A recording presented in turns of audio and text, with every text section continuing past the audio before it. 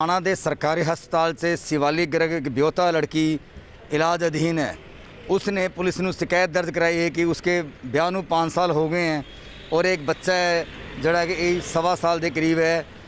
ਉਹ ਇਸ ਟਾਈਮ ਪਟਿਆਲਾ ਦੇ ਵਿੱਚ ਇੱਕ ਆਈਲੈਟਸ ਕਰ ਰਹੀ ਸੀ ਵਿਦੇਸ਼ ਜਾਣ ਦੇ ਲਈ, ਲੇਕਿਨ ਉਸਦਾ ਪਤੀ ਉੱਥੇ ਜਾਂਦਾ ਹੈ, ਉਹਦੇ ਨਾਲ ਉੱਥੇ ਮਾਰਕੁੱਟ ਕਰਦਾ ਹੈ। ਉਹਦੀ ਜਿਹੜੀ ਪੀਜੀ ਦੇ ਵਿੱਚ ਫਰੈਂਡ ਸੀ ਉਹਨਾਂ ਦੇ ਸਾਹਮਣੇ ਉਹਨਾਂ ਨਾਲ ਵੀ ਮਾੜਾ ਚੰਗਾ ਬੋਲ ਕੇ ਉਹਨਾਂ ਨੂੰ ਵੀ ਧਮਕਾਉਂਦਾ ਹੈ। ਉਸ ਦੇ ਬਾਅਦ ਉਸ ਮੈਨੂੰ ਗੱਡੀ 'ਚ ਧੱਕੇ ਨਾਲ ਬਿਠਾ ਕੇ ਲਿਆਇਆ ਆਪਣੇ ਨਾਲ ਅਤੇ ਉਸਨੇ ਮੈਨੂੰ ਫਤਿਹਪੁਰ ਦੇ ਨੇੜੇ ਆ ਕੇ ਕਾਰ 'ਚ ਜਾਨ ਤੋਂ ਮਾਰਨ ਦੀ ਨੀਤੀ ਨਾਲ ਸਮਝ ਕੇ ਉਹਨੇ ਗੱਡੀ ਧੱਕਾ ਦਿੱਤਾ, ਜਿਸ ਦੇ ਵਿੱਚ ਮੈਂ ਗੰਭੀਰ ਜ਼ਖਮੀ ਹੋ ਗਿਆ। ਉਸ ਦੇ ਬਿਆਨ ਦੇ ਆਧਾਰ ਤੇ ਸਿਟੀ ਪੁਲਿਸ ਸਮਾਣਾ ਵੱਲੋਂ ਉਸ ਦੇ ਪਤੀ ਦੇ ਖਿਲਾਫ ਮੁਕੱਦਮਾ ਦਰਜ ਕੀਤਾ ਗਿਆ ਹੈ, ਲੇਕਿਨ ਅਜੇ ਪੁਲਿਸ ਨੇ ਗ੍ਰਿਫਤਾਰੀ ਨਹੀਂ ਕੀਤੀ ਹੈ। ਪੁਲਿਸ ਨੇ ਦੱਸਿਆ ਕਿ ਇਸ ਮਾਮਲੇ ਦੇ ਵਿੱਚ ਜਿਹੜੇ ਗੱਡੀ 'ਚ ਸਿੱਟ ਕੇ ਉਹਨੂੰ ਮਾਰਨ ਦੀ ਕੋਸ਼ਿਸ਼ ਹੈ ਔਰ ਜਿਹੜਾ ਕਿਰਸ ਦਿਖਾਈ ਗਈ ਹੈ, ਧਮਕਾਇਆ ਗਿਆ ਹੈ, ਉਸ ਦੀ ਪੜਤਾਲ ਕੀਤੀ ਜਾ ਰਹੀ ਹੈ।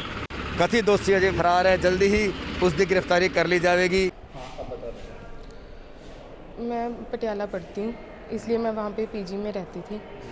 मेरे हस्बैंड अचानक आ गए वहाँ पे और उन्होंने मतलब वो अंदर आके मैंने कहा भी आप मतलब यहाँ कैसे आ गए भी मतलब फिर अंदर आके उन्होंने कहा कि मेरे साथ चलो। मैंने कहा आपको पता है हमारा डिस्प्यूट चल रहा है, ठीक है, घर पे भी डिवोर्स की बात चल रही है। मैंने कहा अगर मॉम डैड के सामने बात करेंगे, सबके सामने बात करेंगे, अगर मॉम डैड आते हैं ज़्यादा नहीं तो चलो, मैंने कहा मेरे मामा जी यहीं पे पटियाला लोकल के हैं, मैंने कहा हम उन्हें बुला लेते हैं, उनके साथ बैठ के सामने बात कर लेते हैं, जो भी होगा फिर हम देख लेते हैं, ठीक है, मैं आपके साथ नहीं आ सकती, ठीक है। मैंने कहा मैं ना आना चाहती हूँ। फिर उसके बाद उन्होंने मेरा सामान धक्के से पैक करना शुरू कर दिया, सामान उठा के इधर से उधर पैक करना शुरू कर दिया। मैंने कहा मुझे आप ऐसे नहीं लेके जा सकते, हम बैठ के आराम से बात करते हैं, ठीक है, मॉम डैड को यहीं पे बुला लेती हूँ।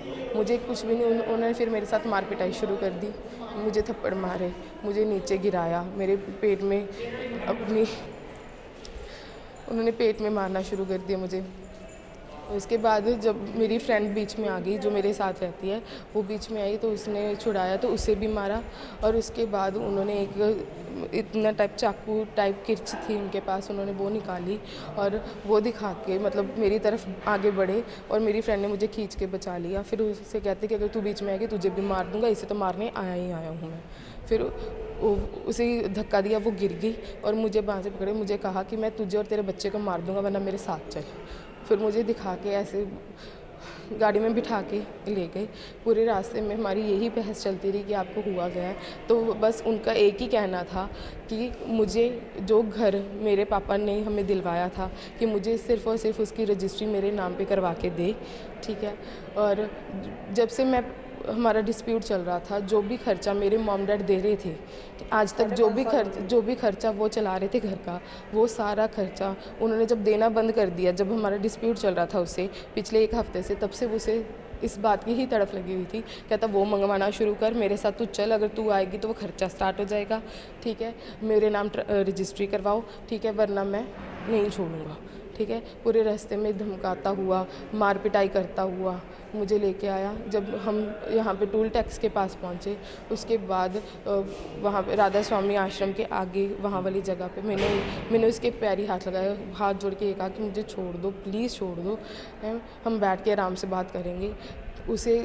उसने मुझे रास्ते में इतनी बार धमकाया, कहता तुझे यहीं पे मार के फेंक जाऊंगा, किसी को तो मिलेगी तक नहीं। फिर जब वहाँ हम पहुँचे, वहाँ मैंने कहा जब मुझे छोड़ दो, कहता जा तुझे छोड़ दिया, तुझे इस ज़िंदगी से आज़ाद करता हूँ। और गाड़ी की ताकी खोली और मुझे वहाँ से फेंक दिया, हाँ, धक्का दे दिया, मुझे फेंक दिया वहाँ से। यहाँ कौन ले गया हॉस्पिटल में? 2 बाइक सवार युवक थे, वो लेके आए।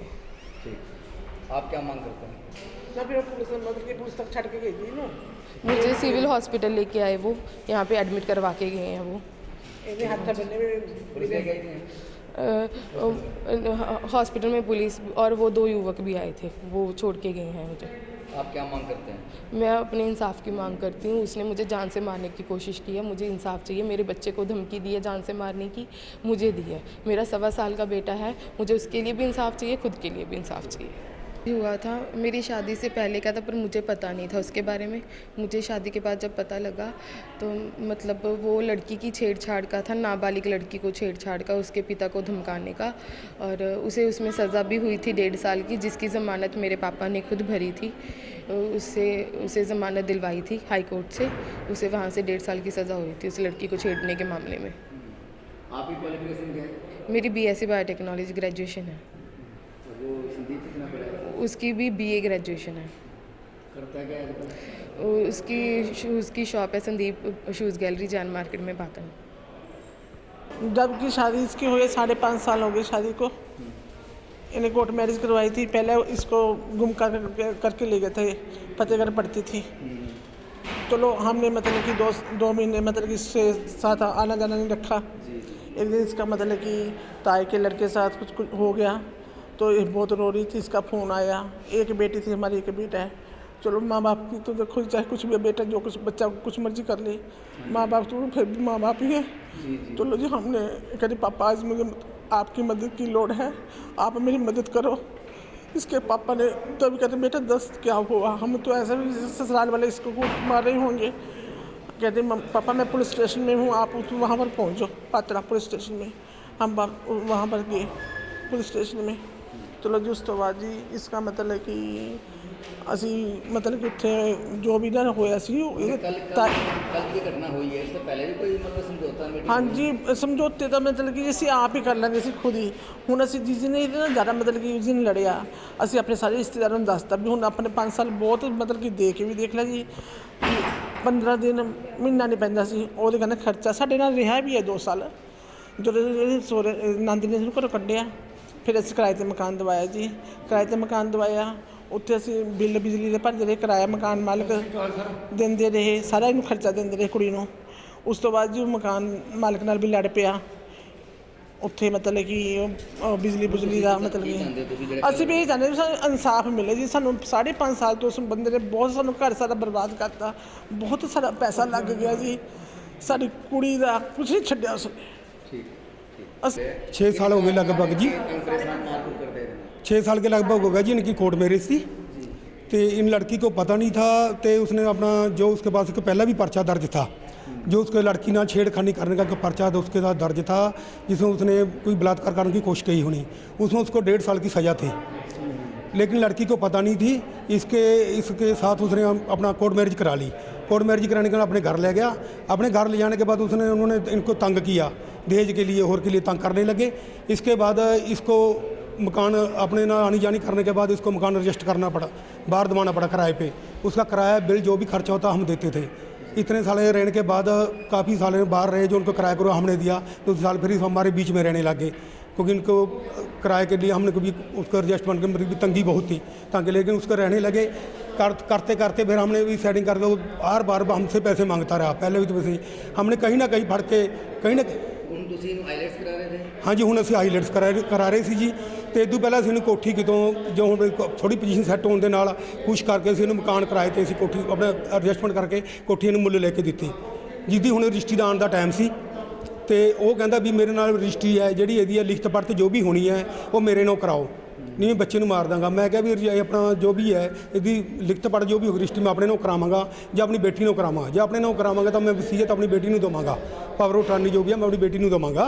लेकिन वो इसके बाद डिस्प्यूट हो गया। ये कुड़ी अपना हाईलाइट्स करने के लिए पटियाले लगी, जो भी एक बार पहला बागी उत्थे पटियाले PG च उत्थे रहन लग गई। उत्थों ये अपना एक कुछ परसों रात को कुटमार करके उत्थों इनू चाकू की नोक से जो भी लड़की ने बयान दिता है, देखो उत्थे मैं मौजूद नहीं सी, मैं कहाँ तो उत्थे लिया के गड्डी 'च सट्ट के लिया तो कुटमार करके उरे पटियाले अपना समाने के नज़दीक टूल प्लाजा टप के फिर उत्थे गड्डी चलती कार दे विच कुड़ी नूं मारनी नीयत नाल धक्का दे के छड़ के सट्ट के पार गया। कुछ राह जांदे व्यक्तियों ने इहनूं चक के अपना हॉस्पिटल विच जो भी है हत्थ बन के दाखिल कराया। ਅਸੀਂ ਤਾਂ ਇਨਸਾਫ ਦੀ ਮੰਗ ਕਰਦੇ ਹਾਂ ਜੀ, ਸਾਨੂੰ ਪੂਰਾ ਇਨਸਾਫ ਮਿਲਣਾ ਚਾਹੀਦਾ ਜੋ ਸਾਡੇ ਨਾਲ ਧੱਕੇਸ਼ਾਹੀ ਹੋ ਰਹੀ ਹੈ। 6 ਸਾਲ ਤੋਂ ਅਸੀਂ ਬਹੁਤ ਜਰਿਆ ਬੰਦੇ ਦਾ, ਇੱਕ ਗੁੰਡਾ ਸਾਡੇ 2-3 ਵੀ ਮਾਰਨ ਨੂੰ ਪੈ ਗਿਆ, ਕਿਉਂਕਿ ਕਈ ਬੰਦੇ ਬਦਮਾਸ਼ੇ ਨਾਲ ਨਹੀਂ ਫਿਰਦਾ ਬਣ ਆਪਦੇ ਵਿੱਚ, ਕਹਿੰਦਾ ਪਰਿਵਾਰ ਵੀ ਇਹਦੇ ਵਿੱਚ ਇਨਵੋਲਵ ਹੈ, ਇਹਦੀ ਪੂਰੀ ਸਪੋਰਟ ਕਰ ਰਿਹਾ ਇਹਦੇ ਵਿੱਚ, ਜੋ ਇਹਦੇ ਵਿੱਚ ਇਹਦੇ ਮੇਨ ਇਹਦਾ ਚਾਚਾ ਹੈ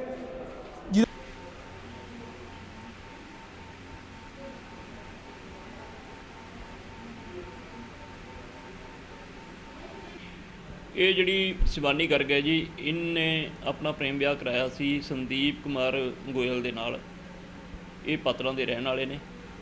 ਇਹ ਹੁਣ ਆਪਣਾ ਮਾਰਚ ਤੋਂ ਮਤਲਬ ਆਈਲੈਟਸ ਕਰਦੀ ਸੀ, ਪ੍ਰੇਰਾ ਇੰਸਟੀਚਿਊਟ ਪਟਿਆਲੇ ਹੈ। ਇਹ 1 ਤਰੀਕ ਨੂੰ ਇਹਦਾ ਇਹ ਘਰ ਵਾਲਾ ਜਿਹੜਾ ਸੰਦੀਪ ਕੁਮਾਰ ਗੋਇਲ ਹੈ ਉਹ ਗਿਆ। ਉਹ ਕਹਿਣ ਲੱਗਾ ਵੀ ਆਪਾਂ ਆਈਲੈਟਸ ਨਹੀਂ ਕਰਨੀ। ਉੱਥੋਂ ਮਤਲਬ ਉਹਨੂੰ ਆਪਦੀ ਕਾਰ ਦੇ ਵਿੱਚ ਬਿਠਾ ਕੇ ਲਾਇਆ ਆ। ਕਾਰ ਦੇ ਵਿੱਚ ਆਉਂਦੇ ਆ ਰਸਤੇ 'ਚ ਇਹਨਾਂ ਦੀ ਆਪਸੀ ਤੂੰ ਮੈਂ ਹੋਣ ਲੱਗ ਪਈ ਅਤੇ ਫਤਿਹਪੁਰ ਦੇ ਕੋਲ ਪਹੁੰਚਣ 'ਤੇ ਇਹਨੇ ਕਾਰ ਦੀ ਤਾਕੀ ਖੋਲ੍ਹ ਕੇ ਉਹਨੂੰ ਧੱਕਾ ਦੇ ਕੇ ਥੱਲੇ ਡੇਗਤਾ। ਥੱਲੇ ਡੇਗ ਕੇ ਅਤੇ ਉਹਦੇ ਸੱਟਾਂ ਲੱਗੀਆਂ। ਉਸ ਤੋਂ ਬਾਅਦ ਇਹਨੇ ਮਤਲਬ ਉਹਨੂੰ ਘੇਰ ਕੇ ਦੁਬਾਰਾ ਫਿਰ ਕੁੱਟਮਾਰ ਕੀਤੀ ਅਤੇ ਇਹ ਮਤਲਬ ਜਿਹੜੀ ਇਹ 2 ਪਿੱਛੇ ਲੜਕੇ ਹੁੰਦੇ ਸੀ ਉਹਨਾਂ ਨੇ ਇਹਨੂੰ ਦਾਖਲ ਕਰਾ ਦਿੱਤਾ 1/4 ਨੂੰ। ਅਤੇ ਕੱਲ੍ਹ ਮਤਲਬ ਡਾਕਟਰੀ ਰੁਕਾ ਮਿਲਿਆ ਅਤੇ ਜਿਸ 'ਤੇ ASI ਜਗਤਾਰ ਸਿੰਘ ਨੇ ਇਹ ਸ਼ਿਵਾਨੀ ਗੋਇਲ ਦਾ ਬਿਆਨ ਲਿਖ ਕੇ ਅਤੇ ਕਾਰਵਾਈ ਕੀਤੀ। ਇਹ ਪਰਚਾ ਜਿਹੜਾ 323 41 ਅਤੇ 506 ਦਾ ਦਰਜ ਕੀਤਾ। ਬਾਕੀ ਜਿਹੜਾ ਮਤਲਬ ਗੱਡੀ ਦੇ ਵਿੱਚੋਂ ਸੁੱਟਣ ਬਾਰੇ ਹੈ ਅਤੇ ਕਿਰਚ ਦਿਖਾ ਕੇ ਜਿਹੜੀਆਂ ਧਮਕੀਆਂ ਦੇਣ ਬਾਰੇ ਉਹ ਮਤਲਬ ਆਪਦੀ ਪੜਤਾਲ ਹੈ। ਪੜਤਾਲ ਤੋਂ ਬਾਅਦ ਜੇਕਰ ਕੋਈ ਤੱਥ ਸਾਹਮਣੇ ਆਏ ਤਾਂ ਉਸ ਦੇ ਮੁਤਾਬਕ ਅਗਲੀ ਕਾਰਵਾਈ ਅਮਲ 'ਚ ਲਿਆਂਦੀ ਜਾਏਗੀ। ਅਜੇ ਗ੍ਰਿਫਤਾਰੀ ਨਹੀਂ, ਦੋਸ਼ੀ ਭੱਜਿਆ ਹੋਇਆ ਅਤੇ ਜਲਦੀ ਤੋਂ ਜਲਦੀ ਦੋਸ਼ੀ ਨੂੰ ਗ੍ਰਿਫਤਾਰ ਕਰਕੇ ਉਹਦੇ ਪੁੱਛਗਿੱਛ ਕਰਕੇ ਅਤੇ ਤਫਤੀਸ਼ ਤਸਦੀਕ ਕਰਕੇ ਜਿਹੋ ਜਿਹੇ ਹਾਲਾਤ ਹੋਣਗੇ ਉਹ ਜਿਹਾ ਜੁਰਮ ਦਾ ਘਾਟਾ ਵਾਧਾ ਕੀਤਾ ਜਾਏਗਾ। ਕੈਮਰਾਮੈਨ ਬਾਲਕ੍ਰਿਸ਼ਨ ਗਰਗ ਦੇ ਨਾਲ ਪੁਰਸ਼ੋਤਮ ਕੌਸ਼ਿਕ, ਸਮਾਣਾ ਨਿਊਜ਼।